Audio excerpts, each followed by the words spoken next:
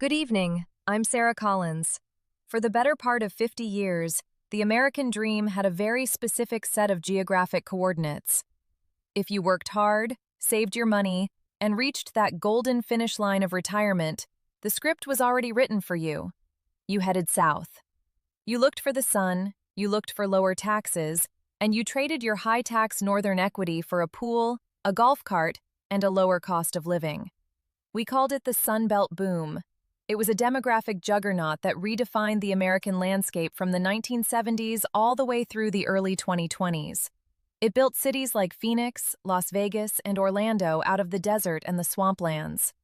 It was a period of expansion that seemed like it could go on forever. But as we sit here in 2026, that dream is hitting a hard physical wall. The math that worked for your parents, the 30-year fixed mortgage, the reliable homeowners policy, the predictable utility bill, is evaporating. We are witnessing the end of an era of lifestyle arbitrage and the beginning of something much more tactical. We are entering the era of the geography of safety. It is a great migration, yes, but it is version 2.0. It isn't being driven by weather or golf courses. It is being driven by three cold, hard pillars: liquidity, liability, and life support systems. The 20th century retirement model was built on a foundation of climate stasis, the dangerous idea that the environment was a static, passive backdrop to our financial lives. You bought into Arizona for the dry heat, or Florida for the coastline, assuming the only risk you were taking was a market fluctuation in the S&P 500. By 2026, we've realized the environment isn't a backdrop. It is the primary ledger. The Sun Belt is rapidly becoming the heat belt, and the financial structures that supported those regions are beginning to fracture under the weight of physical reality. When the cost to insure a home exceeds the cost of the property tax, and when the power grid becomes a suggestion during peak summer months, the financial benefit of moving south disappears. We are seeing a massive, quiet pivot, a movement away from high-fragility luxury and toward high-resilience security. In the 1970s, redlining was a social evil used to marginalize communities. In 2026, environmental redlining is a mathematical inevitability used by algorithms to protect capital. We are seeing the emergence of the Uninsurability Map, and it is reconfiguring American wealth in real time. It starts with the insurance carriers, the canaries in the coal mine. They have spent the last 3 years quietly exiting entire zip codes. Not just the obvious ones on the coast of Florida or the fire-prone canyons of California, but convective storm corridors across the Midwest and flash flood zones in the Appalachians. Here's the part most homeowners miss, and it's the most dangerous part of the equity trap. No insurance means no mortgage. Banks are businesses built on 30-year horizons. If a lender's risk model determines that a home has a 40% chance of a total loss event before the loan is fully paid off, and no private carrier is willing to back that risk, the 30-year mortgage for that property effectively dies. What replaces it? 10-year balloon payments, massive down payment requirements, or cash-only transactions. Think about what that does to your net worth. When your neighbor can only sell their house to a cash buyer, your home equity, the bank you've been counting on for your retirement, is trapped. You haven't just lost a house, you've lost your exit strategy. Geopolitics is often described as the study of borders, but at its core, it is the study of resource competition. In this new geography, we divide the country into two distinct zones: the Dust Belt and the Trust Belt. The Dust Belt includes the overextended desert metropolises and the sinking coastal strips. These are areas defined by linear dependencies. If one single pipeline from the Colorado River fails, or one seawall is breached by a storm surge, the entire system collapses. There is no backup. Equity in the Dust Belt is a high-stakes gamble on the continued functioning of failing 20th century infrastructure. The Trust Belt, however, is where we see the future of asset protection. We are looking at the Great Lakes and the Northern Appalachian regions, areas that were written off 20 years ago as Rust Belt relics. But in 2026, rust is just another word for industrial legacy, And that legacy includes the most robust water and power infrastructure on the North American continent. Why do we trust these regions? First, hydrological sovereignty. The Great Lakes hold 21% of the world's surface freshwater.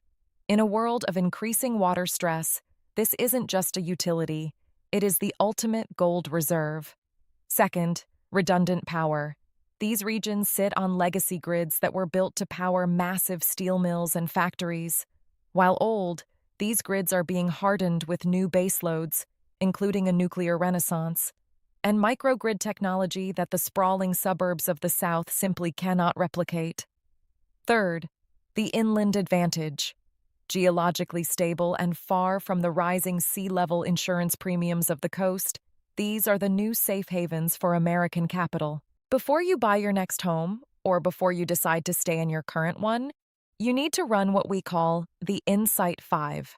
Do not look at the school ratings or the proximity to a Starbucks. You need to look at the bones of the municipality. Number 1 is grid maturity.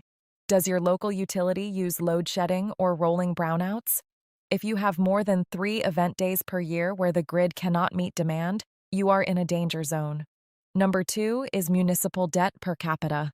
Is the city's pension debt so high that they can no longer afford to maintain the sewers or the roads? If debt exceeds 150% of annual revenue, the city is in a death spiral of declining services and rising taxes. Number 3 is water seniority.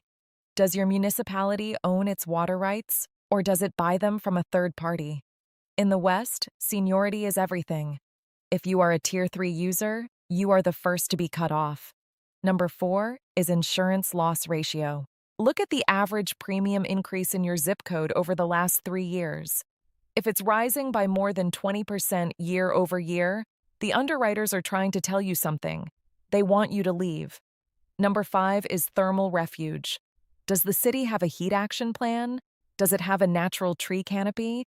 A heat island effect that stays 10 degrees hotter than the surrounding countryside is a long-term health and financial liability. The Great American Migration 2.0 is not about running away from storms. It is about running towards systems that are designed to survive them.